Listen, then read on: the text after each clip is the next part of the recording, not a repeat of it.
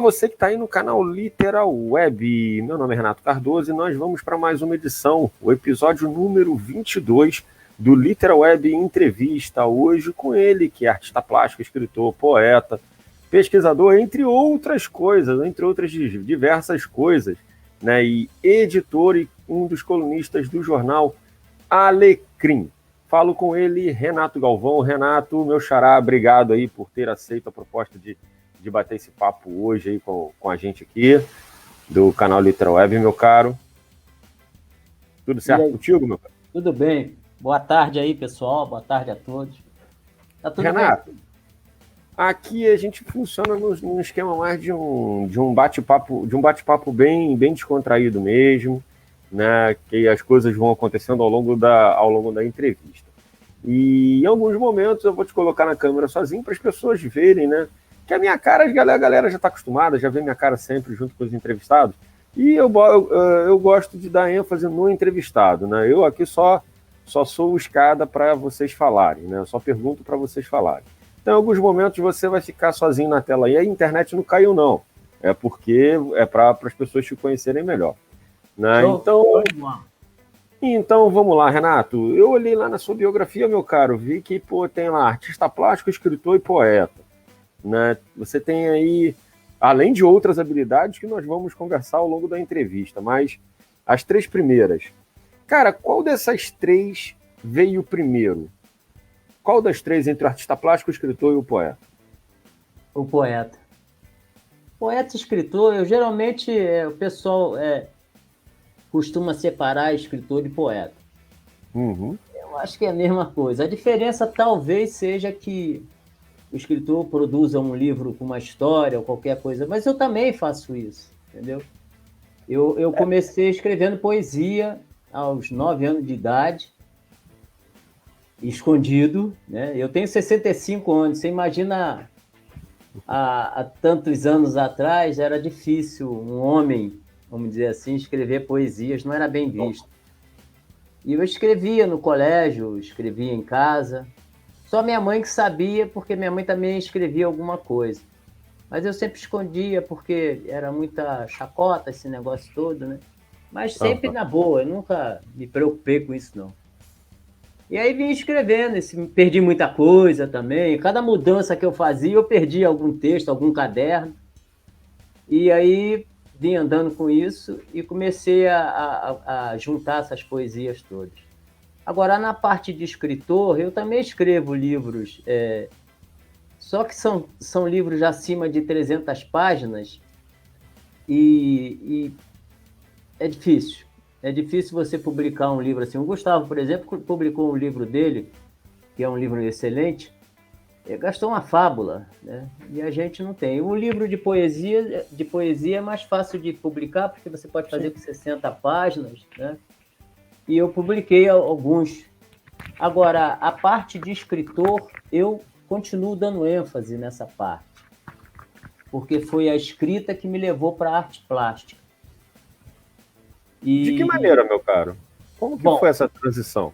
Bom, aí talvez 5, 6 anos atrás, eu comecei a escrever alguns contos, né? Eu queria fazer um livro de contos. Como eu sou um cara que pesquisa muito, eu resolvi criar uma história a partir da Arca de Noé. Tá? Meu personagem trabalhou na Arca de Noé. Só que a história não é uma história na Terra, propriamente, pessoa física. Uhum. É uma história que envolve espaço, essas coisas todas. E de acordo com as pesquisas que eu fazia de sistemas e de arqueologia, astrologia, antropologia e tudo que é gia que eu me metia lá, eu gostava, né? Eu gosto muito de ler. Gosto muito de escrever também. E aí comecei a pesquisar e comecei a criar contos, né? O primeiro conto que eu escrevi a respeito desse livro que eu ainda estou fazendo foi A Revelação, que conta a história de um cara que trabalhou na Arca e se vê fora da Arca, vê seu povoado todo perecer, morrer, e ele não consegue entrar na Arca. Então ele morre extremamente revoltado, né? E aí eu junto nessa parada, eu junto as histórias escritas pelos sumérios sobre os deuses deles, e partes de arqueologia, né, descobertas arqueológicas, e o personagem propriamente dito com um pouquinho de ufologia. Resultado, eu criei um personagem que ele parte daqui muito revoltado, mas quando chega lá no local, lá, ele começa a ser tratado diferente por aquilo que tinha dentro dele, que se põe na frente dele e começa a mostrar a ele o que ele tinha dentro dele. Tá. Aí daí ele parte para um aprendizado. Aí esse conto, mais ou menos umas 12 páginas. Aí eu fiz e deixei lá.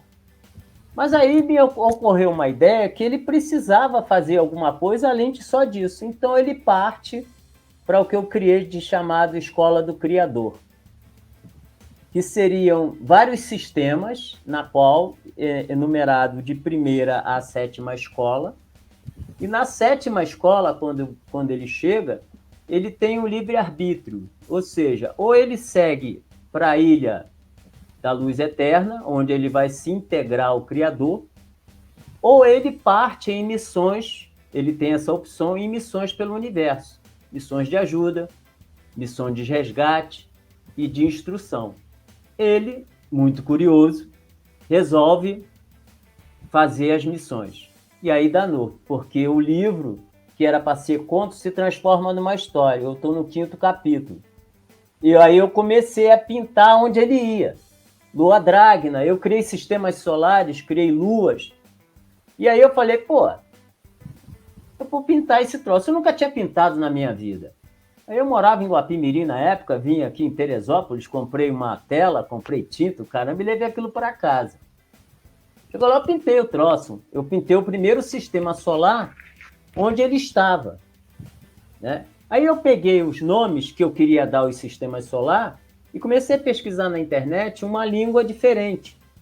Aí eu achei uma língua chamada Gujarati. Foi uma língua já praticamente extinta, deve ter aí 150 mil pessoas lá para o lado da Mongólia, lá daquela lado de lá, que fala essa língua ainda, mas não conserva a língua, fala outras línguas e essa língua perdeu, e está perdendo, deve se desaparecer. Aí eu comecei a criar os personagens e traduzir do português para Gujarati. Aí foi uma loucura, né? Criei sistemas e comecei a contar a história dele. Aí a história dele que eu acho mais emocionante, quer dizer, eu acho, né? Não sei se quando eu publicar, se eu publicar, o povo vai gostar. O trabalho que ele faz de resgate de um certo grupo num certo planeta e traz para esse local chamado Lua Dragna. A Lua Dragna é a 4ª lua do planeta Dragston, que é a primeira escola do Criador. Aí eu não vou falar mais. Não pode dar spoiler.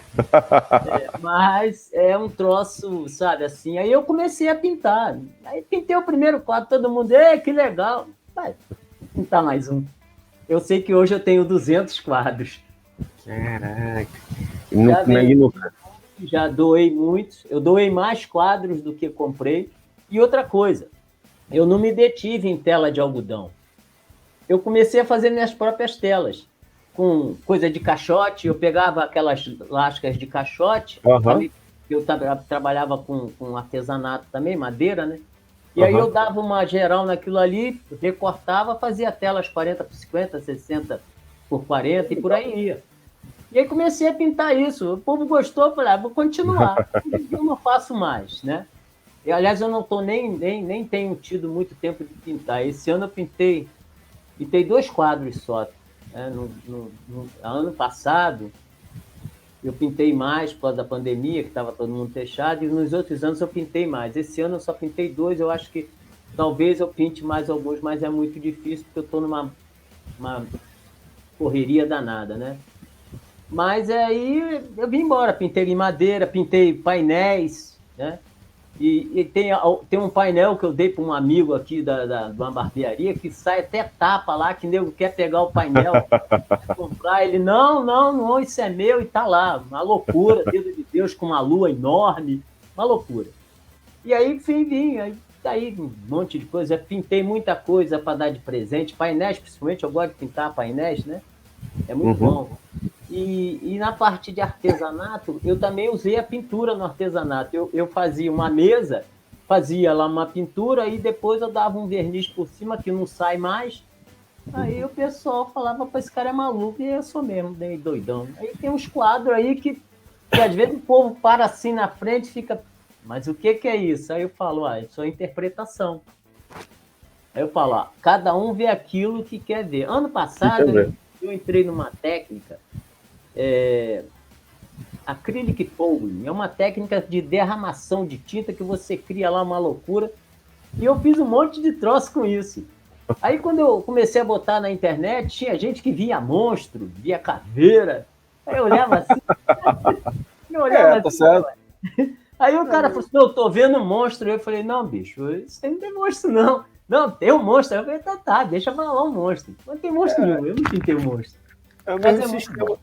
É o mesmo sistema quando a pessoa olha para o azulejo na parede, né? Que às vezes vê algum desenho, olha para a nuvem no céu e também às vezes vê algum desenho e fala assim, eu tô vendo isso aqui. Às vezes outra pessoa acaba não vendo.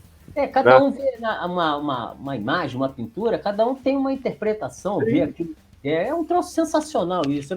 Trabalha com a percepção do subconsciente, né? A pessoa... Renato, cara, tu entrou numa vibe aí de um assunto que eu curto pra caramba, que eu gosto pra caramba, que é ufologia, cara. Ufologia. Pô, tu escreve sobre ufologia, cara. Eu nunca tive contato, assim, com ninguém que fala assim, pô, eu escrevo sobre, né, que dê pra falar sobre. Eu acredito que se você fala sobre, você acredita nisso, certo? Acredito. Eu vou te fazer uma pergunta, eu fujo um pouquinho, de repente, de um roteiro literário para uma conversa mais pessoal contigo e depois a gente volta para o roteiro literário, né? Me instigou agora o interesse. Meu caro, dentro disso tudo aí que você pesquisou, né, para a questão do seu livro na área de ufologia, né, partindo do pressuposto que você acredita, né, que existem vidas fora do nosso planeta, o que você acha, cara?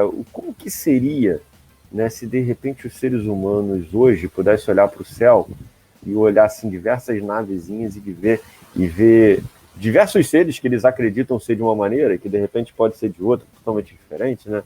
Não aquele bichinho cabeçudo, feinho, magrelo e sem roupa. Não é assim. Não é bem assim? Não Na sua concepção, como que seria esse bate-papo, esse encontro, cara?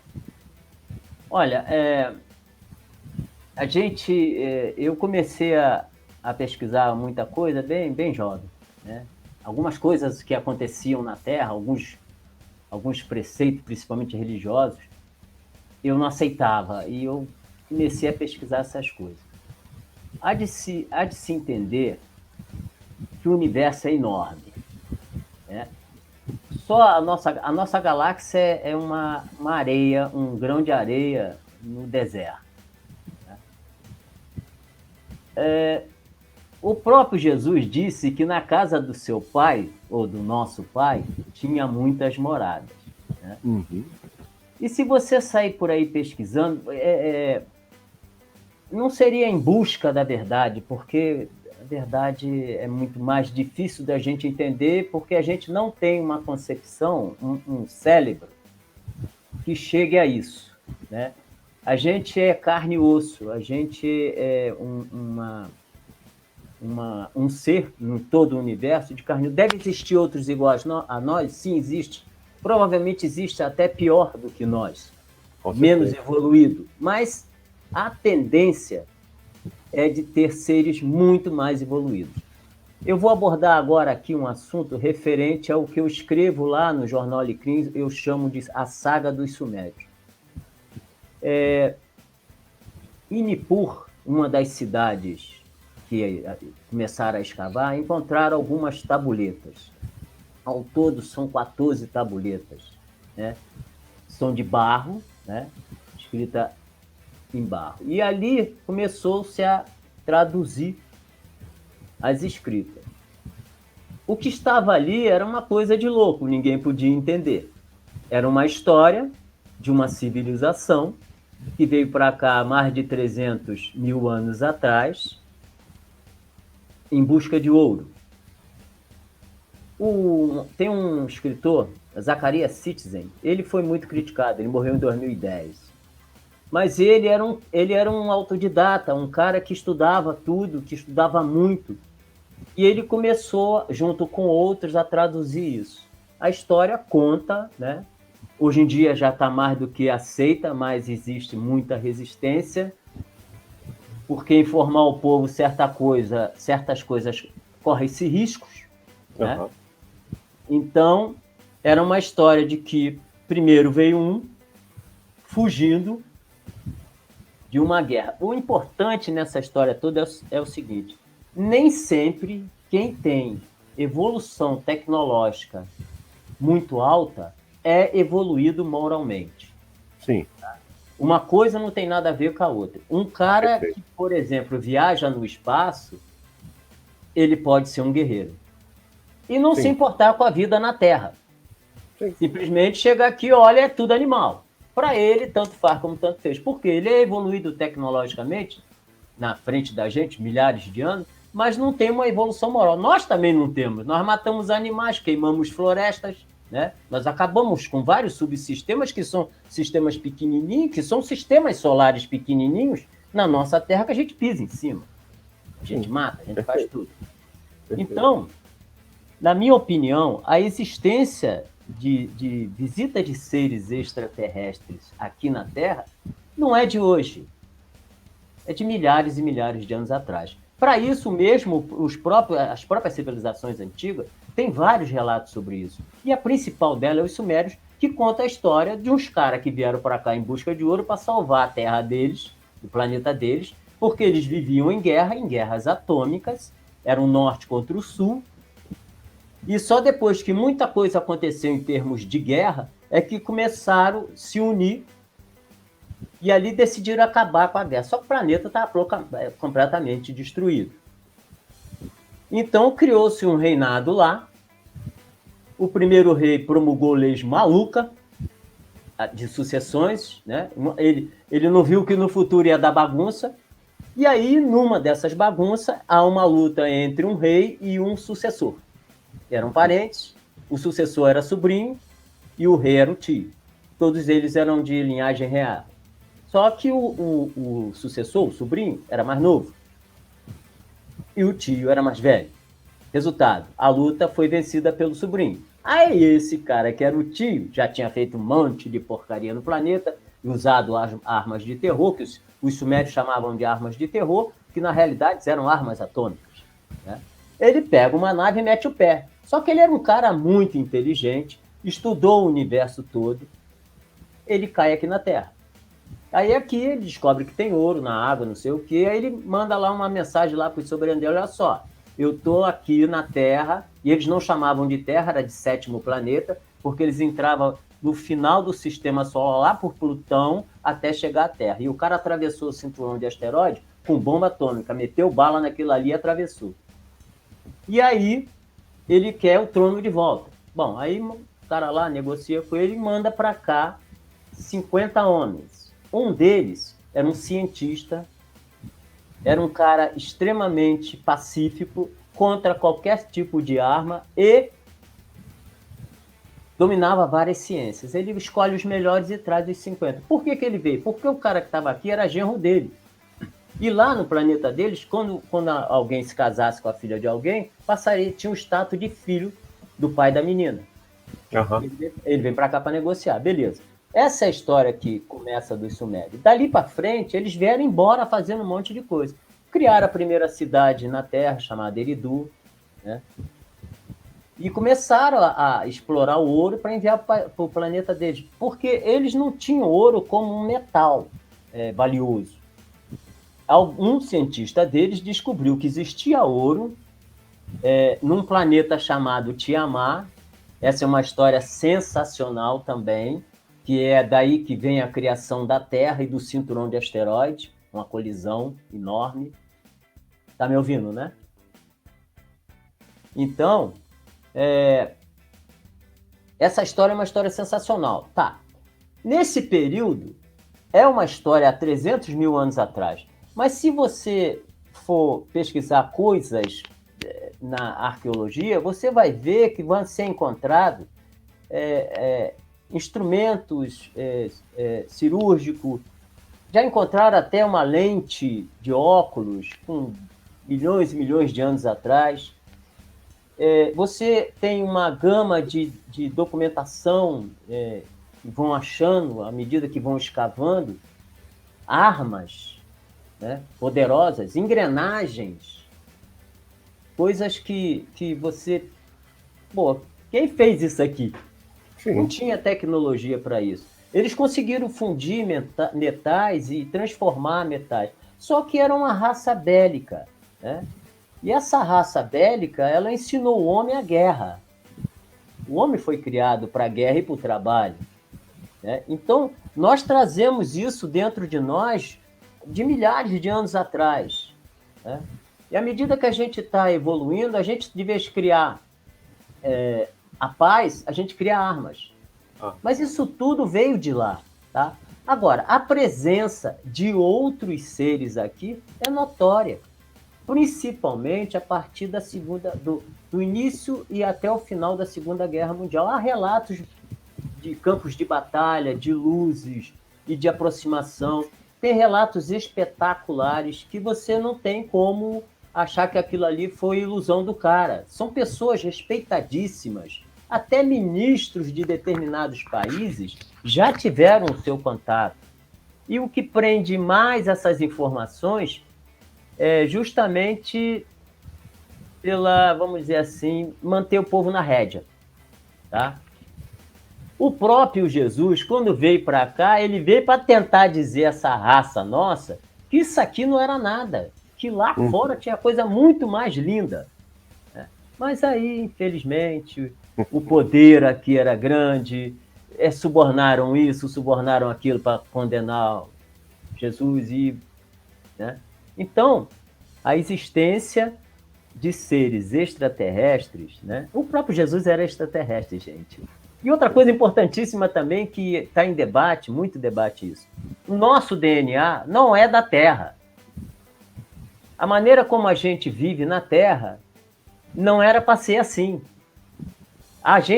Tem pessoas que acham que nós fomos trazidos de outro local, de outro planeta e jogados aqui, né? Devido ao desenvolvimento do nosso corpo em relação ao que nós temos de natureza. Então, existe. Pode existir o contato? Pode. Já aconteceu? Sim. Só que, infelizmente, não aconteceu com a massa. A massa geralmente vê, mas não compreende, né? E já teve casos de gente humilde ser raptado, ser curado, ficado doente, né? Tem vários tipos de raças que vêm aqui, isso não há dúvida. Tem raças que vêm aqui para acompanhar a nossa evolução, outras para direcionar a nossa evolução e outras para estudar a gente como a gente fosse um boi, um cavalo, uma perereca. Não está nem aí se vai te fazer algum mal, não está. Aconteceu um caso que lá no Nordeste foi chamado de chupa-chupa. Era um troço que você estava na sua casa, lá na sua tenda, e um foco de luz, né, principalmente em mulheres, na parte próxima aos seios, um foco de luz, fazia um exame no seu sangue. Só que a maioria das pessoas que sofreram esse tipo de exame ficaram muito doentes. Isso foi uma reportagem, foi mais do que vasculhado, entendeu? E viu que a coisa acontecia, deixava marcas no corpo. Então tem uns que vêm para cá porque olha assim, pô, esses caras só vivem de guerra aí, vamos deitar e rolar nesses caras aí. Existe, né? Não existe gente ruim só na Terra, existe gente ruim no universo. Graças a Deus, parece que é minoria. Porque se fosse maioria, isso aqui já não era nosso, a Terra já não era nossa. Porque a gente é muito frágil em relação à tecnologia, em relação de evolução. Agora, vai haver o contato? Disso aí eu não tenho a menor dúvida. Pode ser que eu não veja, ou você não veja, ou outros não vejam, mas vai haver. Não tem como fugir disso. É assim todo o universo. Vem, olha e contacta. Ó, tá errado isso aqui, vamos fazer isso, vamos fazer aquilo. E por aí vai. É melhor não falar isso não, que eu falo muito. Não, perfeito, perfeito. Não, eu vou marcar depois contigo um bate-papo, a gente só conversar sobre isso. Beleza, beleza. Eu gosto muito do assunto. Eu também gosto. Acho o assunto muito, muito interessante, muito instigante. Mas vamos voltar à vida da vida literária, meu caro. Você citou aí, né, a questão da dificuldade, né, da publicação, né, pela questão do dinheiro mesmo, né? Como que você vê, meu caro, esse mercado editorial atual, onde vamos dizer assim, vou chamar de novos escritores, mas não são novos na questão da idade, são novos porque não tem publicação, investimento das grandes editoras. Isso mesmo. Esses novos escritores acabam se autopublicando, né, porque acabam não encontrando espaço dentro dessa grande mídia que nós temos hoje. Olha, eu sou um deles que o primeiro livro foi difícil. Eram 60 páginas, era um livro de poesia chamado Borboletas no Estômago. Isso foi em 2011. E eu procurei muita coisa, mas era muito caro, né? Aí a primeira coisa que eu fiz, eu fui a um site que você podia publicar o livro lá. Beleza, eu fui lá, você fazia a capa, fazia direitinho, te dava orientação. E eles botavam lá o seguinte: quanto você quer no livro? Aí você botava lá R$10. Aí ele publicava. Quando tu ia olhar no site, estava R$40, R$45 o livro. Ou seja, eles não iam imprimir esse livro. Uhum. Você ia ter que se virar para imprimir o livro. Aí eu tirei imediatamente, porque eu falei, não, peraí, como é que eu vou pagar esse troço? Para fazer 100 livros é caro, imagina fazer um. Aí eu procurei várias empresas e a mais razoável foi em São Paulo que eu achei. Mas o contrato era uma brincadeira. O livro era vendido no Google Books, na Livraria Cultura, mais uns outros dois aí, a R$25,70. E eu ganhava R$2,93. Que isso? Aí eu chiei. Falei, não, peraí, que negócio é? Fui ler o contrato. Era isso mesmo. E esse livro, recentemente, não sei por que eu estava procurando na internet e vi lá Borboleta no Estômago. Falei, caraca, meu livro está sendo vendido na Arábia. $93. E eu não posso fazer nada. E não vou arrumar nada com isso, porque o contrato era de 3 anos e acabou. Nossa. Então, o que tem no nosso mercado, não sei se é assim lá fora, não tenho conhecimento, é muito esperto, tem muito espertalhão. Eu sou um cara que escrevo, não tenho condições de publicar, aparece lá um malandro, e ó, vou te dar isso, vou te dar que não dá nada. Entendeu? Você vai ficar com uma despesa grande. Pô, o último livro que eu publiquei, só de frete foi R$300 e poucos. E eu acho que R$700 a R$800, 100 exemplares. Isso porque era o meu amigo, senão tava ferrado. Entendeu? Então, é muito difícil a pessoa se afirmar na literatura, primeiro, pelas condições financeiras de se publicar um livro. Segundo, pelo desinteresse do povo. Sim. Né? Se a gente contar a vida do Neymar no livro, vai vender pra caramba. Ah, muita coisa. Do Messi, não sei mais de quem, vai vender pra caramba.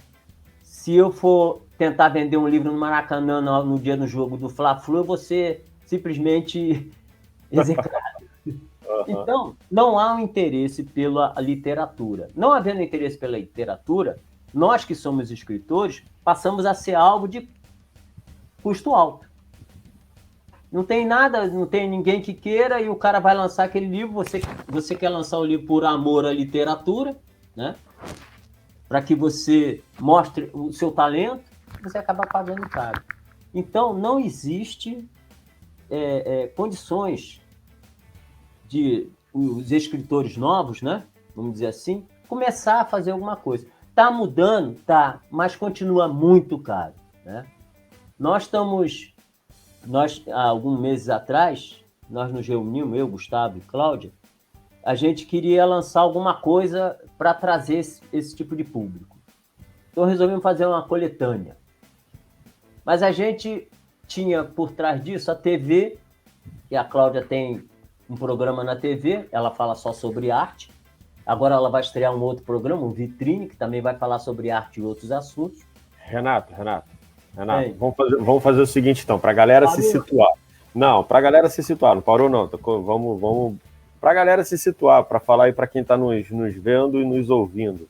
Que você citou o Gustavo e citou a Cláudia. Então, a gente vai retornar nesse assunto da coletânea, mas vamos voltar um pouquinho atrás, só para a galera entender quem é a Cláudia e quem é o Gustavo. Vamos lá. Beleza. Você tá falando do Jornal Alecrim. Antes da gente falar do Jornal Alecrim, conta para a galera que está nos vendo aí quem é a Cláudia e quem é o Gustavo. Muito bem, vamos lá.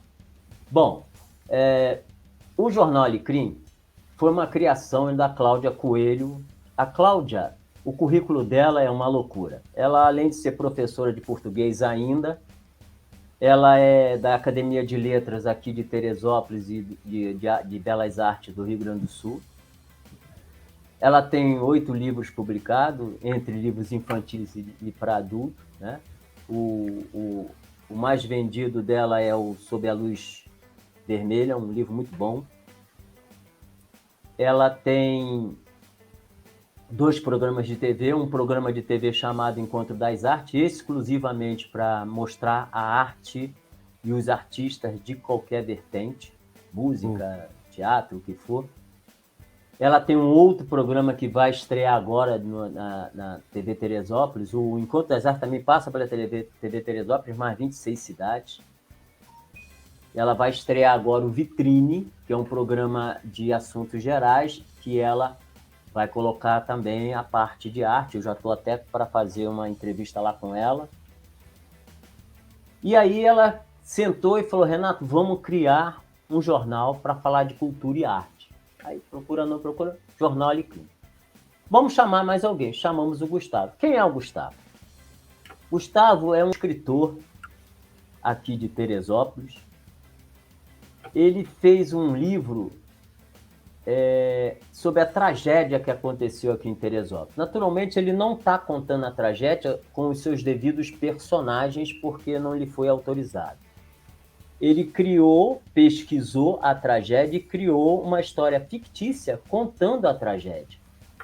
É um livro muito importante para quem, principalmente, mora em regiões serranas, em regiões possíveis de alagamento. E nessa época, 10 anos atrás, morreu muita gente aqui, muita. Ainda tem gente desaparecida até hoje. E aí o Gustavo pegou esse tema durante um período e começou a pesquisar e criou Vida sob Escombros. É um livro que conta uma história linda. Eu comecei a ler esse livro lá no terceiro capítulo, eu já estava querendo chorar. No quarto eu já desabei. É sensacional o livro. Então juntou nós três. Primeiro, por não termos muito apoio, né? O artista não tem apoio, principalmente quem escreve, da população que não compra nada, não compra livros, então a gente fica sem apoio. Aí a gente criou o Jornal Alecrim justamente por causa disso, para apoiar a arte. Apoiamos a arte e viemos andando. Na realidade, a gente não esperava que o Jornal Alecrim desse assim um boom.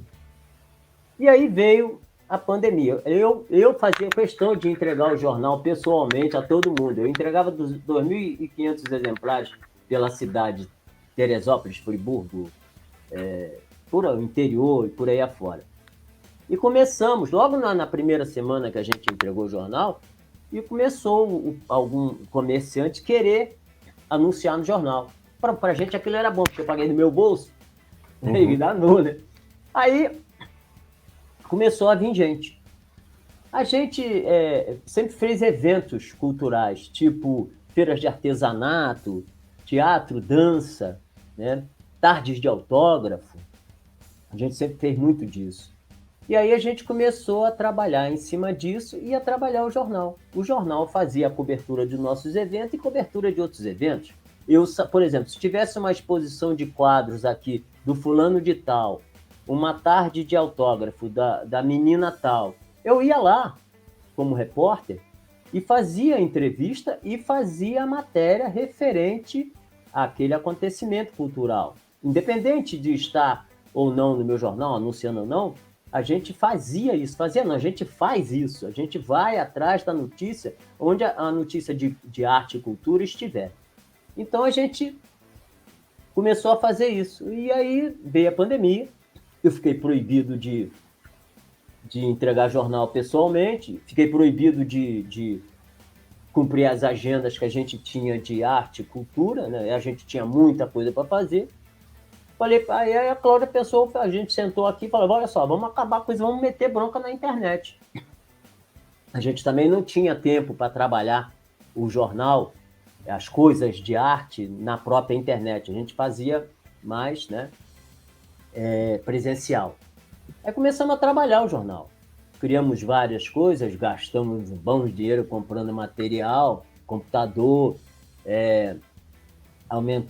aumentou-se o poder da internet que a gente precisava, e a coisa foi andando. Aí sentamos e conversamos, vamos lançar alguma coisa em literatura forte. Aí falei, aquele sonho que a gente tem de lançar alguma coisa para trazer o pessoal novo, que tem lá suas poesias, seus textos que não está engavetado, vamos lançar uma coletânea, mas precisamos lançar uma coletânea que dê um suporte muito grande a esses artistas.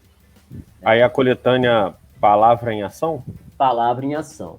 É uma coletânea na qual a gente quer juntar, pelo menos, né, já tem um bom número aí, eu estou até meio assim, é a nossa primeira coletânea, mas é uma coletânea, talvez a primeira coletânea feita por artistas propriamente dito, né? Uhum. É a parte, eu costumo dizer que nós, eu, Gustavo e Cláudia, nós somos editores do jornal que a gente criou, mas a gente não é o editor que cria alguma coisa para ganhar dinheiro, porque não dá, no nosso caso também não dá. Então, o que acontece? A coletânea, ela visa trazer gente jovem, ou jovem na publicação, né? Uhum. E quer juntar esse povo, mas não vai ficar só nisso. A gente vai dar todo o suporte técnico para a pessoa. Tardes de autógrafo. Fotografia da obra na hora que sair, na hora que o cara autorizar lá, botar o autógrafo dele, a gente vai lá e vai fotografar. Fazer eventos. E esse evento, essas coisas, vão durar não é só no lançamento da coletânea, não. Os vários eventos que nós fizermos, todos eles serão convidados a vir. Ou a ir. Não sei se eu vou fazer aqui, se vou fazer lá, ainda temos com problema de pandemia. E a gente dá toda a diagramação, a gente tem SBN, ficha catalográfica, quase que eu me engajo. Ficha catalográfica, tudo que se refere à publicação e divulgação da obra por nossa conta, né? Eu vou trabalhar diretamente nisso. Primeiro que eu gosto muito, já estou trabalhando bastante nisso. Nós vamos publicar no nosso jornal físico impresso e na web, todos eles. Nós vamos fazer matéria com esse pessoal. Eu tenho uma coluna chamada Dica de Atividades Culturais, que eu faço matérias para artista. Até hoje publiquei sobre o Elcio Cruz, é um musicista lá de Minas, também muito sem oportunidades, né? E aí eu estou publicando, fazendo vídeos para ele, fiz uma matéria. E eu gosto de falar dos artistas nessa dica de atividades culturais. Na realidade, eu tenho 4 colunas no jornal. Mas a que me dá mais trabalho, vamos dizer assim, e também mais prazer, é falar sobre os artistas. Então, tudo isso vai ser... Tudo que nós criamos até aqui vai ser jogado na coletânea Palavra em Ação. Por quê? A gente criou um mundo de divulgação, né, e de trabalho voltado para divulgar as pessoas, né? Por isso que o jornal é exclusivamente voltado para arte e cultura. Nós temos também turismo, né? Porque nós estamos numa cidade turística. Nós temos também hospedagem, falamos em hospedagem porque nós estamos numa cidade turística. E falamos em gastronomia. Nós agora tivemos adesão de duas pessoas importantes, que é duas amigas daqui, que são pessoas que dão curso de moda, de costura, e ela virou nossas parceiras. Criamos um programa chamado Passaporte Cultural e temos uma correspondente nos Estados Unidos, onde a gente entrevista artistas brasileiros lá. Já fizemos umas 4 entrevistas, esse programa tem pouco mais de 30 dias, já fizemos 4 entrevistas. Então não é só aqui que a gente está trabalhando para tentar elevar a cultura, não. Lá fora também. Porque tem gente lá fora muito boa que aqui ninguém sabe. Sim, né? Com certeza. Tem muita gente boa. Nós entrevistamos uma artista, uma cantora, chamada Rose Max.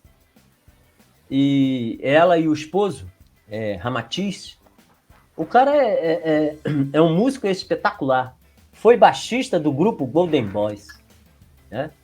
Então eles lá nos Estados Unidos, pois é, e nem eu sabia disso, por incrível que pareça. Eu jamais poderia imaginar que o baixista do Golden Boys fosse aparecer tantos anos depois numa entrevista com uma correspondente nossa nos Estados Unidos. Sensacional, né? Eles são excelentes pessoas, muito bom, muito bom. Então a gente está trabalhando em cima da coletânea, né, Palavra em Ação, para trazer essas pessoas que não têm condições, e a maioria das pessoas que receberam o regulamento perguntaram para a gente se era só aquilo que elas tinham que pagar. Então, Renato, deixa eu te fazer uma pergunta. O Literal Web ele é frequentado muito pelos escritores, pelos poetas, pessoas nas quais, né, eu acabei tendo um contato muito forte ao longo dos anos aí de vida cultural aqui por São Gonçalo e região, né? E vai que de repente tem uma galera que está assistindo aí que fala assim, pô, gostei da ideia, quero participar. Como que as pessoas fazem para participar da coletânea, meu cara? É tranquilo. Primeiro, você precisa enviar uma mensagem para jornal.alecrim@gmail.com. Lá você... Exato, jornal.alecrim@gmail.com. Você vai receber um regulamento. O regulamento nosso infelizmente tem que ter um regulamento, né? Eu sou contra regulamentos, mas tudo bem, tem que ter. Então, o que já começa logo no início do regulamento, você vai saber o que você tem, o que nós oferecemos a você. Eu ainda não falo de custo de nada, tá? Primeira coisa que a gente faz é enumerar o que a gente vai dar para essa pessoa, que vai principalmente a parte de divulgação, e nós vamos fazer até vendas online desse troço, entendeu? E a gente tem essa coisa. Eu tenho um site também, né, que eu boto produtos para venda, meus e de quem quiser fazer. Então, e você vai receber um regulamento que vem logo de cara te dando essas coisas. Eu estou promovendo também, nós estamos promovendo aqui, deve começar em meados de março, já lançar essa propaganda, isso é primeira mão. A gente vai dar prêmios para quem indicar outro escritor. E o prêmio vai ser desconto em qualquer livro dele. Se ele chegar a um X, eu ainda não estudei esse X, de apresentação confirmada, ele vai ganhar livro de graça. Entendeu? Então, logo de cara, ele vai pagar um X, ele vai receber um livro, um certificado e todo esse serviço que a gente vai fazer para ele, né? Eu não queria citar os serviços assim. Não, já tem gente querendo fazer a mesma coisa, só de modo diferente e usando um custo muito alto. Hoje eu vi no Instagram, não vou citar nomes, uma propaganda muito bonita oferecendo um monte de coisa. Aí eu fui ver os comentários. Aí um rapaz comentou assim, eu tive lá no site, você vai pagar, você é obrigado a comprar 10 livros e paga 3 de 219. E só tem direito a botar 2 poesias. Aí Fiquei olhando assim e falei, bom, não vou me meter. O nosso é totalmente diferente, tá? A gente ia abrir para a pessoa publicar pares de poesia, 2 mais 2 mais 2. Mas eu falei, não, olha só, vamos pensar. Se a gente abrir isso, a gente vai cair no que os outros fazem, né? Então o cara vai pagar um X, ele vai botar 2 poesias, tem o regulamento direitinho, vai ganhar um livro. Se ele quiser comprar o segundo livro, ele já ganha um desconto de 50% no segundo livro. Suponhamos que ele assine lá com a gente, ele ganha um livro. Ah, mas eu quero mais um. Ele não vai pagar a mesma coisa que ele pagou antes, já paga 50%. Perfeito. Depois disso, a cada livro que ele comprar, ele vai ter desconto. Se ele conseguir indicar um número X de pessoas, que eu ainda não estudei, se eu estou estudando, ele acaba ganhando livros de graça. Ou descontos, talvez. Eu estou pensando mais ou menos no que é melhor para o cara, né? Eu estou me colocando como se eu fosse o escritor que botei 2 poesias. Aliás, eu vou botar. Botei 2 poesias lá. O que é melhor para mim, né? Isso é que eu quero fazer. Então, a nossa coletânea, ela procurou ser bem diferente do resto. Um custo baixo. Eu posso te dizer que não chega a R$90. Isso eu posso te dizer. Entendeu? Um custo baixo, no qual o cara vai botar os textos dele, né? Os 2 textos dele, seguindo as normas lá. E ganhar um livro certificado. A gente vai fazer uma gama danada de publicação, de divulgação disso. Ele vai se tornar conhecido. Ele vai poder participar dos nossos eventos, seja no Rio, seja aqui onde for, né? Sem problema, não vai pagar nada por isso.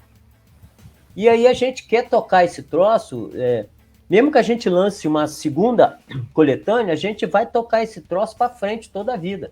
Eu não vou lançar uma coletânea no mês seguinte acabou tudo, não. Eu quero seguir, eu quero trazer essas pessoas, eu quero colocar essas pessoas em destaque. É isso que a gente quer fazer. É isso que o Jornal Alecrim, a editora Alecrim quer fazer uma coisa diferente. Espero que a gente consiga. Espero que o público também aceite. Renato, como que você vê justamente essa questão aí do...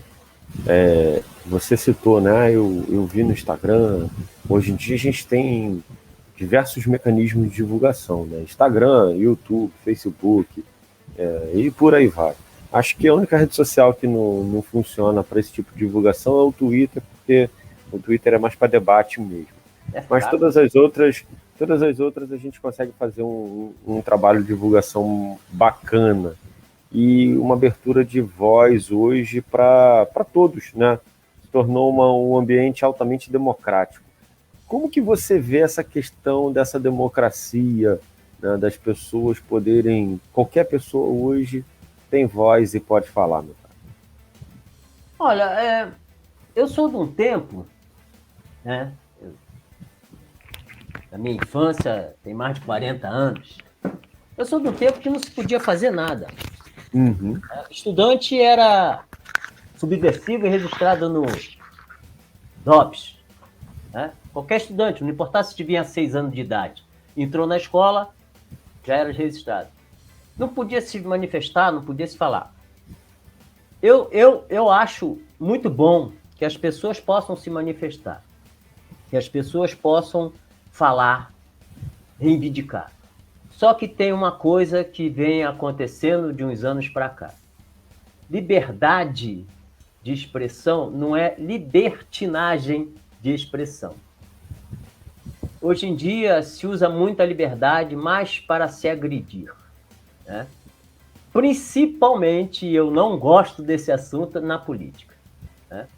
Se você tem um candidato X e a pessoa tem um candidato Y, aquela pessoa acha que o candidato dela é melhor para você. Bom, você tem seu candidato, você escolheu, o candidato é seu, é melhor para você. Você já viu um candidato lá, mas aquele lá não te agradou, então esse aqui te agradou. Por que ela quer que você seja partidário do candidato dela? Então, isso não é uma forma de expressar liberdade. Isso é uma forma de impor liberdade. É diferente, né? Nos anos 50, nos anos 60, 70, a ditadura fez muita coisa aqui. Tinha toque de recolher, não podia ter algazarras na rua, as pessoas não podiam ter liberdade de acessos, né? Eu fui testemunha de um monte de acontecimentos, garoto ainda, né? Criança naquela época também sofria pela ditadura. Então, hoje em dia, nós temos a liberdade, uma liberdade muito grande. A gente está aqui fazendo uma live falando sobre todos os assuntos. Isso não acontecia no passado. Mas eu vou te contar um episódio interessante. Estava eu e mais 2 amigos, nós fomos ver uma peça na Teatro São João Caetano, ali na praça, nem sei se ainda existe, na Praça Tiradentes, no Rio, no centro do Rio. Uhum. E aí a peça era do Chico Buarque e Paulo Fortes. Tá todo mundo vendo a peça. Quando a gente olha para trás, uma cacetada de soldado, tudo armado. Aí eu virei para um amigo meu, Napoleão. Napoleão, e aí? Não vou fazer nada, vamos ficar sentado aqui.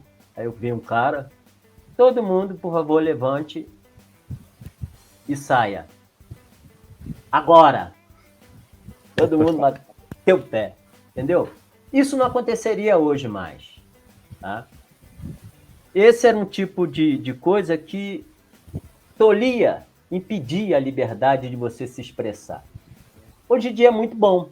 É muito bom. Eu posso falar no Facebook, né? Eu posso falar no WhatsApp, eu posso falar no Instagram, eu posso contar a minha história, eu posso fazer vídeos, eu posso fazer isso, fazer aquilo. Só que nós estamos confundindo a tal liberdade com a libertinagem. Né? Liberdade é você aceitar aquela pessoa como ela é, independente da cor, do credo, da religião, e entender que você não tem que obrigar aquela pessoa a se salvar pela religião dela. Perfeito. Entendeu? Cada um enxerga um horizonte diferente. Né? Tem um camarada que prefere... Pô, tem uma história interessante que eu pesquisei recentemente, quando eu fiz uma matéria sobre a constelação de Órion, e tem lá uma história, uma lenda, interessante essa lenda, que conta como surgiu o nome da constelação. É uma piada o troço, cara. É sensacional. Pô, Órion era um caçador, um gigante, um rude. Só que Órion era filho de Poseidon, que deu o dom a ele de navegar, de nadar embaixo d'água sem perder a respiração. Mas ele vira a liberdade dele. Não quero nadar debaixo d'água, eu não quero virar barco. Eu quero caçar. E virou um caçador. Né? E a história dele segue, é muito engraçada a história. Até já está lá a matéria, quando sair o pessoal vê. Então, esse ali foi um exemplo de liberdade de escolha. Pô, ele podia ser o bambambam lá junto lá de Zeus. Não, eu quero andar por aí e caçar meus bichinhos, namorar. Aí namorou um monte de mulher bonita antes de morrer. Entendeu? Então, é isso que a liberdade propõe. Cada um ter um horizonte e ter a liberdade de escolher seu horizonte, escolher suas religiões, falar coisas boas. Agora, hoje em dia, a liberdade é ofensa. O cara bota lá um comentário, nossa, uma loucura. Eu tenho visto coisas que... E, principalmente, essas coisas têm acontecido muito com pessoas ligadas à arte. Pessoas de arte estão agindo dessa forma também. Sim. Não era para dar exemplo. Então, a liberdade de se expressar tem que ser encarada como um dom que Deus nos deu. Virou guerra, né, meu cara? E tem que ser preservada da maneira que ele nos deu, né? Ele segundo as religiões aí todas, ele nos deu os filhos dele, quer dizer, ele teve a liberdade de dar o filho pra gente. E nós tivemos a liberdade de matar o cara. Olha como é que nós respondemos uma liberdade divina com a nossa liberdade que a gente achava. Coisa de doido. Então, a liberdade é uma coisa sagrada. Você pode fazer as suas coisas, ter a liberdade de fazer tudo de você. Ninguém pode tolir isso. Desde que você não agrida, não ofenda, não seja preconceituoso, racista, a liberdade é uma ferramenta mundial que se fosse usada desta forma, não estaria essa loucura que nós estamos vendo aí. É isso. É a minha Renato, você lembra da pessoa que eu vou falar, né? Era uma entrevistadora conhecida, né? Você lembra da Marília Gabriela, né? Lembro. Cara a cara, de frente com o Gabi. E ela fazia um negócio interessante que eu achava legal, que era aquelas perguntinhas de respostas rápidas.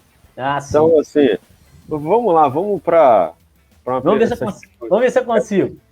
Essas perguntinhas de respostas rapidinhas. Você falou, meu caro, que você é além de ser escritor, você é um leitor.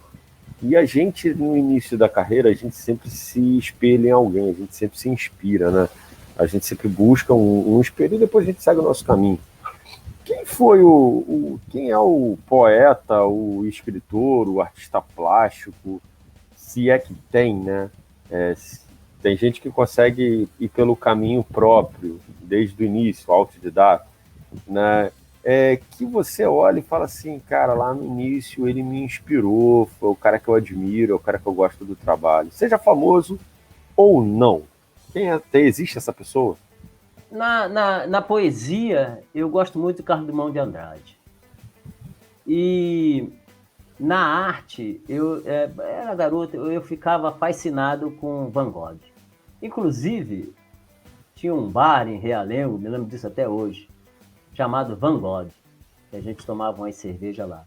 São os dois caras que eu mais gosto, assim, na parte de...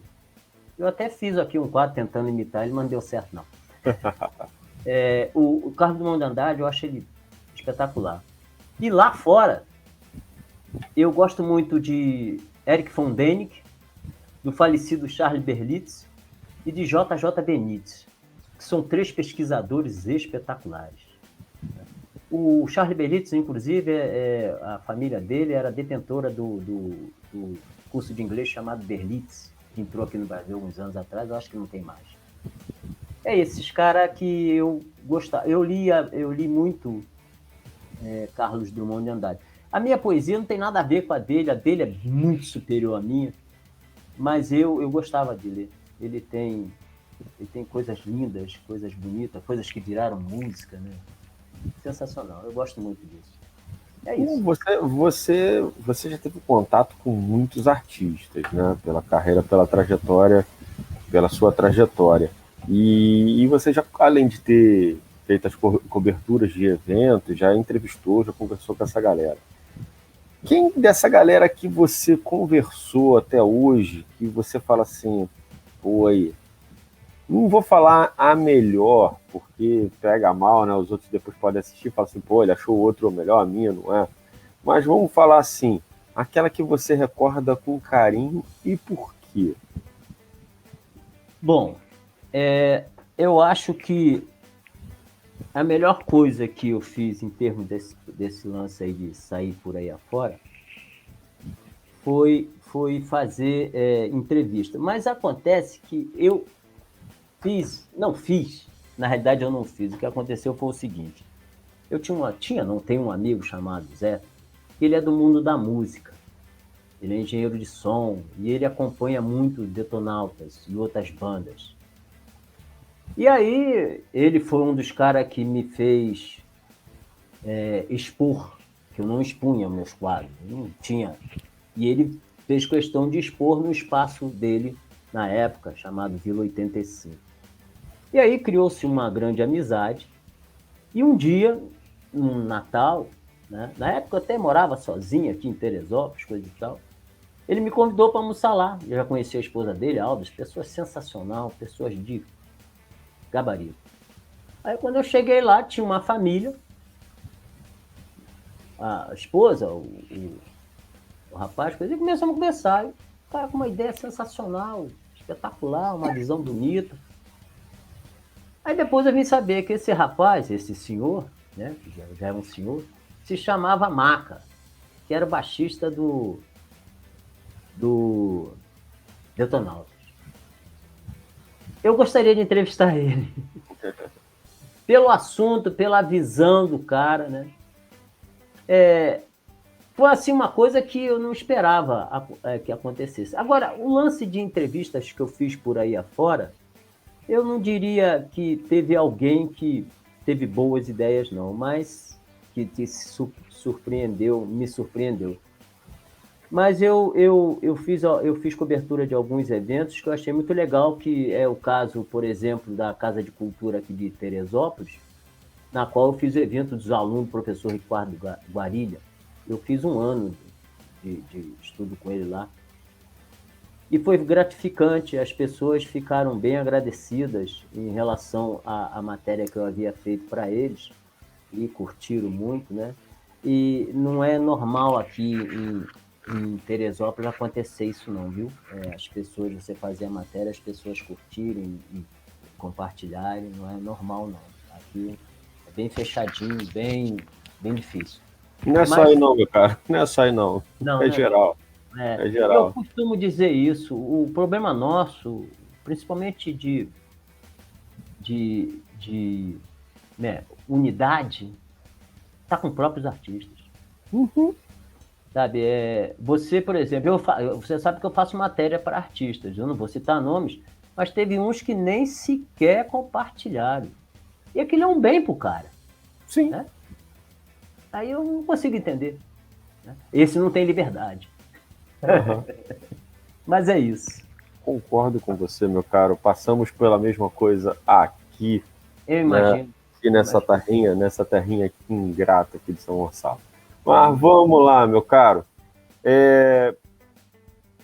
Como que... antes da gente ir voltar para a literatura, a sua poesia, o que quando você vai pegar para apresentar ela, você prefere decorar ou você ler? Olha, eu não costumo muito. É difícil você ver, até encontrar alguns vídeos meus, eu falando a poesia. Normalmente eu leio. Tá? Na realidade, eu já li meus livros várias vezes. Mas eu não tenho muita habilidade. Você já conhece a Cris Ávila, lógico, né? Uhum. A Cris é doida ela faz uma live para mim, você fica, não, Cris, não aguento, eu não sei movimentar isso. Então é muito difícil. Há pouco tempo, né, eu vim trabalhando isso aí, uns eventos, logo assim que eu conheci a Cláudia, a gente participava de um evento chamado Mix Cultural, que eu, Gustavo e outros mais lá liam poesias, né? A gente sorteava nossos livros, lia poesia. E eu até me saí bem, que eu passei a ler a poesia, né? E tem algumas poesias que eu não posso ler, que me emociona muito. E aí eu começo a engasgar, aí eu não saio do lugar. Então fica esquisito. Mas eu não sou de ler... Eu gosto, por exemplo, assim, o Gustavo vai fazer um trabalho aí para mim, né? Vamos dizer assim, o Gustavo gosta muito de ler poesias. E ele está lendo algumas poesias minhas para lançar em vídeo. Vai ser um troço sensacional. Mas eu não sou muito bom disso, não, né? De falar em público, cara a cara, poesia, não. Eu posso ir lá numa exposição, aí eu falo com todo mundo, abraço, tá? Beleza.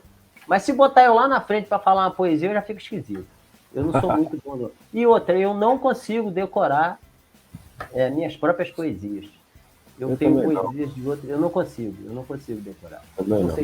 Não sei se é erro, se é defeito ou se é... Não, é um estilo seu. O que é arte para você? Olha, rapaz, eu vou te dizer uma coisa. Eu tive uma profissão totalmente diferente de arte, né? Eu trabalhei, se bem que é uma arte, eu trabalhei muitos anos com informática, né? Manutenção, criação, essas coisas todas. E eu sempre tive vontade de fazer alguma coisa na arte, como eu digo a você, né? Já tinha dito, eu escrevia até dentro do laboratório onde a gente trabalhava, né? A gente chamava de laboratório, hoje em dia não se fala mais assim.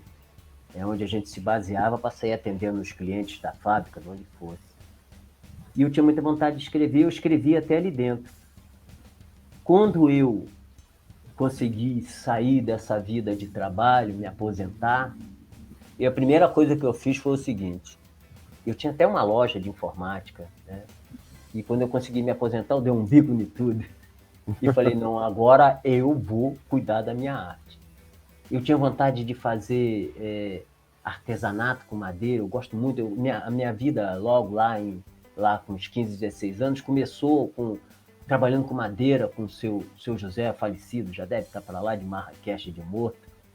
E aquilo ali era bom, sabe? A gente fazia contornos em madeira, e a gente atendia clientes famosos na época, Ivon Cury, deu fera mesmo, entendeu? Arnaud Rodrigues. Aí, pô, aquilo era bom demais, cara. Aí a gente, pô... Aí aquilo ali, mas você precisa estudar, você precisa trabalhar e você precisa sustentar. A gente não tem a vida, né? Não somos ricos. Então você vai deixando um pouco a arte de lado e vai embora. Aí quando eu consegui desvencilhar disso, eu subi para a região serrana, né? Abandonei, chutei tudo, fiz o que tinha que fazer e vim para cá. E comecei a trabalhar com artesanato, escrever mais, dei ênfase aos livros que estavam na gaveta, ainda estão, mas tudo bem. E não tem como publicar. E aí eu comecei a desenvolver mesmo, né? Nunca pensei em pintar nada. Isso aí não me passava pela cabeça. Me passava pela cabeça trabalhar com a madeira e escrever. Isso me passava pela cabeça, que eu queria lançar um segundo livro, né? Poesias também. Mas quadros, nunca me passou pela cabeça comprar uma tela, fazer pintura, nunca. Foi justamente quando eu comecei a escrever, eu botei até um título na época, Contos da Era dos Lagos, mas eu não sei se vai ficar esse título porque já mudou totalmente. Então eu comecei a desenvolver. A arte para mim é importantíssima, né? As pessoas que não gostam de arte, elas deviam olhar só a camisa, a calcinha, entendeu? A sunga, o sapato, o Windows, o próprio computador, tudo tem arte, não tem como fugir disso, né? Você não compra um boné se não teve um cara fazer arte. O próprio cara, é porque o pessoal não entende que o cara que é design, ele é um artista também. Sim. O cara que cria um jogo para computador é um artista também. Os caras que criaram o Windows é um artista, são artistas, entendeu? Então tudo você respira arte. Nós tivemos um caso aqui recentemente, ficamos muito chateados, de uma pessoa que botou lá no seu Facebook que precisava de médico, precisava do entregador, do sacolão, mas aí embaixo ela bota, mas não preciso de artistas. Aí nós fizemos um movimento aqui. E o pior o pai dessa senhora é o criador do hino de Teresópolis. Era um artista. Era um artista. Como é que fala uma besteira dessa? Então nós criamos uma hashtag chamada Nós Precisamos de Artista. Pegamos um grupo todo que fala da sua arte e no final fala a nossa hashtag. Porra! Entendeu? Então, tudo tem... A arte é tudo, a arte é importantíssima, a arte traz vida, cara. Eu tenho certeza que se eu ficasse trabalhando com informática até essa idade, eu não ia chegar. A arte me trouxe um horizonte diferente, trouxe pessoas diferentes, trouxe gente pra caramba. O meu círculo de amizade explodiu por causa da arte. Então a arte é muito importante. E é o maior artista que nós temos, é um homem lá em cima, né? Criar essa coisa maravilhosa, dedo de Deus e outros monumentos maravilhosos que a natureza esculpiu. O cara vem me dizer que não precisa de arte. Arte é tudo, você respira arte. Não existe nada no mundo sem arte. Então a arte para mim é muito importante. Renato, a gente está caminhando para a reta final e aí eu queria falar de uma outra arte sua que eu descobri um pouco antes da entrevista começar, né? Você é um cara ligado à culinária também, certo? Ah, sim. Você é um cara ligado à culinária que não deixa de ser uma arte, né? Não, é uma arte também. É uma arte e talvez uma das mais complicadas, porque você mexe com o paladar, né? O paladar, de repente, é o mais das sensações, é a mais difícil, de repente, de agradar. Um temperozinho fora, um pouquinho a mais, já perde a mão e a pessoa já não passa a gostar. E eles falam. Fala um pouquinho pra gente desse seu gosto pela culinária e do Clube do Bolo, meu cara. Vou falar sim. Bom, a culinária, para mim, eu já cozinhava, né? Por exemplo, no tempo eu tinha lá meus 20 anos, a gente acampava, né? Naquela época se podia acampar na beira-mar, né? E tinha um local que a gente ia muito, que era um local na Rio Santos, onde tinha o encontro do rio com o mar, e a gente acampava ali, o trouxa aqui que cozinhava. Era eu que cozinhava. Porque ninguém sabia cozinhar, só eu sabia. Então, eu cozinhava. Mas aí veio passando os anos, coisa e tal, e quando eu vim para cá, eu comecei a criar bolos, né? Receitas minhas de bolos, mas bolos saudáveis, que não perdiam o sabor, né? Eu tenho receitas de bolo aqui que não leva açúcar, não leva nem leite, né? Então, pessoas que têm problema de diabetes, por exemplo, ela pode comer esse bolo e não amarga, porque eu uso as frutas, né? Eu uso as frutas que são frutas que já têm um açúcar própria. Se a pessoa não puder, por exemplo, comer uma melancia, um pedaço de melancia, eu vou mudar para outra coisa. Bom, aí eu vinha fazendo esses bolos. Aí, quando conheci a Cláudia, fizemos vários eventos, coisa e tal, e um dia... Né, até a Cláudia fez a minha primeira entrevista para a TV. Quando ela chegou aqui, tinha um bolo aqui, saudável. Eu engordava, não fazia nada. Com aveia, não tinha glúten, não tinha nada. E aí começamos a fazer eventos, coisa e tal, e aí ela falou, Renato, eu tinha o Clube do Bolo. Eu falei, o que é isso? Não, eu ainda tenho tudo. Aí tá, então vamos ver. Aí eu vi lá, tem as etiquetinhas do Clube do Bolo, pacotinho, plastiquinho, aquelas forminhas. Falei, tá, vou pegar meu bolo e vou botar aí dentro. Aí vi lá 300, vendemos, começamos a vender bolo. Foi bom. Muito elogio, as pessoas que eram diabéticas, teve uma senhora que chegou perto de mim e falou assim, Renato, como é que é o seu bolo? Eu falei, pô, eu só posso falar, só tem um jeito de eu falar, é bom. Aí ela falou assim, mas eu sou diabético. Eu falei, também é bom. Mas a maioria dos bolos para diabético é amarga. Eu falei, o meu não. Aí, ela, então tá, eu vou experimentar. Aí levei o bolo. Aí até hoje, comprando bolo com a gente. Aí, pô, surgiu uma oportunidade, nós começamos a fazer vários eventos num shopping aqui no interior, na roça aqui de Teresópolis, e apareceu lá um negócio lá. A pessoa já estava usando, mas de repente saiu, aí eu falei, quer saber, vamos tentar. E pegamos esse quiosque, que é uma coisinha pequena, bonitinha. E aí eu botava arte, cafés, bolos. Por quê? A gente ficava, tipo, sexta, sábado, domingo, com 40 pessoas já. Falei, pô, botar esse povo para comer na rua vai ser terrível. Eu comecei a fazer as comidas para ele. E eu cozinho muito bem, graças a Deus, modéstia à parte. Aqui em casa, por exemplo, e eu sou chato com negócio de cozinha, né? Eu não gosto muito que mexam na cozinha. Eu gosto de mexer na cozinha, né? Eu tenho um sonho também, ter uma cozinha. Uma cozinha. O que eu tenho não é cozinha. Mas eu queria ter uma cozinha, sabe? Com as coisas para bem arrumadinho, bonitinho, com coisas para trabalhar, né? E eu uso muito a mão, né? Por exemplo, bolo, eu não tenho batedeira. Eu não gosto de batedeira. Eu bato na mão. E sempre foi assim. Eu faço qualquer bolo batendo na mão. Né? Porque você tem a massa, você tem um X de minutos, não é nada grande, para bater. Então, se você tem... Bom, ainda tem braço para isso, né? E batendo direitinho, fica excelente. É igual a máquina, a batedeira. Então, eu não uso. E o Clube do Bolo nasceu exatamente por eu fazer esse tipo de bolo e pela disponibilidade que a Cláudia tinha desse material.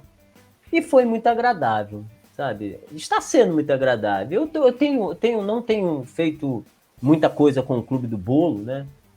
Veio a pandemia, eu tive que entregar o quiosque, mas é coisa futura, né? Assim que essas coisas todas passarem, eu ainda tenho tudo dele aqui e as receitas minhas, né? Que eu também não passo para ninguém.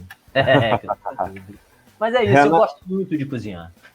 Renato, a gente chega na reta final, agora eu vou jogar o espaço para você, vai ficar só você na tela, dar seu recado final, como as pessoas podem te encontrar, como as pessoas podem encontrar o jornal Alecrim, enquanto você estiver falando, as redes sociais vão passar aí abaixo na legenda. Beleza. Fica à vontade, meu Obrigado caro. aí. Nada, meu caro. Fica à vontade. Agora é com você, Renato.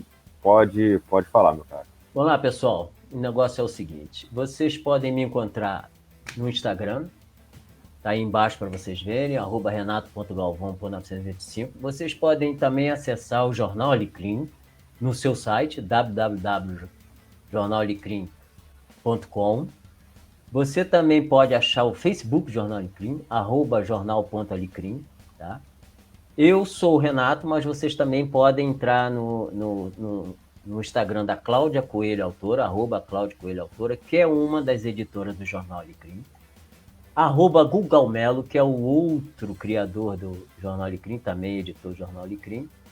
Eu tenho um site, que é um site onde fica exibidos os meus quadros, né, para venda ou exposição, o que vocês acharem melhor, que é www.renartes.com.br. São locais que está exposta a nossa arte.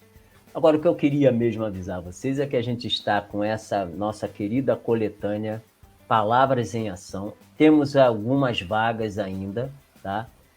Você não precisa imediatamente se inscrever, mas você pode pedir a mim o regulamento, a nós aqui do jornal. Vamos enviar você o regulamento e você vai decidir. Já está na tela aí o e-mail, jornal.alecrim@gmail.com. Peça esse regulamento, veja as vantagens que a gente está te oferecendo e veja se não vale a pena você participar. Tá? Você não é obrigado, mas vem para a gente. Vem fazer sucesso junto com a gente. O Jornal Alecrim tem quase 30 mil seguidores e suas redes, grupos. Então, vem com a gente, faça sucesso com a gente. A gente está aqui para te atender. Forte abraço, obrigado a todos. Tamo junto. Obrigado, Renato. Valeu de coração. Rapaz, gostei muito de conversar com você. Né? A entrevista foi interessantíssima. E ó, vai ter um bis, porque aí a gente vai conversar sobre assuntos que não tem nada a ver com vida literária, com outras coisas. Beleza. Vai falar sobre ufologia, vai falar sobre... Pô, eu encontrei alguém que gosta do mesmo assunto que eu. Então a gente vai bater... Eu tenho muita coisa aqui em casa para pesquisar. Não, sem problema. Depois a gente vai marcar para bater um papo com relação a isso aí, meu cara. Eu vou vou agendar com a Cláudia e com o Gustavo e passo para você. Isso aí, Gustavo e Cláudia, né? Quero marcar com vocês também para a gente bater um papo aqui no canal Literal Web, um canal que nasceu para justamente isso, bater papo, conversar com artistas, né? Que de repente, né, essa galera aí do YouTube que achou de criar podcasts, né? E só chamam as mesmas pessoas e as mesmas celebridades e esquecem que o mundo artístico não é composto somente pelas celebridades midiáticas, né, da televisão, é composto também por uma gama de artistas que batalham dia a dia para fazer da sua arte, muitas das vezes, o seu ganha-pão ou uma maneira de expressar seus pensamentos. Então, o Literal Web vem para nadar contra a maré e justamente abrir espaço para essa galera que tem assunto interessante, tem papo e tem ações interessantíssimas a mostrar. Hoje nós conversamos com Renato Galvão, né, escritor, poeta, colunista e editor do jornal Alecrim. Então você quer aí, jornalalecrim.com, né, para acessar lá o conteúdo do jornal, entra lá. É interessante sempre apoiar os artistas independentes. E você aí do canal Literal Web, você que está nos vendo aí pelo YouTube, basta para nos ajudar, inscrever-se no canal, deixar aí seu likezinho, compartilhar. E, né, para quem está nos ouvindo pelo Spotify, né, muito obrigado a todos. Essa é o 22º episódio do Literal Web Entrevista, primeira temporada. Nós vamos até a 30ª entrevista, depois nós vamos dar um tempinho que eu vou criar outras coisas para o canal, e aí lá no meio do ano eu volto com as entrevistas individuais. Mas o único contato que vocês têm com a gente, né, ao vivo é sempre aos sábados, às 10 da manhã, com J&R em Foco, que é um programa que eu apresento com meu amigo, jornalista J. Sobrinho, onde nós entrevistamos sempre 3 pessoas de diferentes áreas e batemos um papo, tentando interligar essas 3 áreas. né? E é um projeto bem interessante que a gente traz do programa de rádio que a gente fazia aqui em São Gonçalo. Renato, mais uma vez, muito obrigado. Vocês que ficaram conosco aí, muito, muito, muito obrigado. E até a próxima, pessoal. Valeu, fui!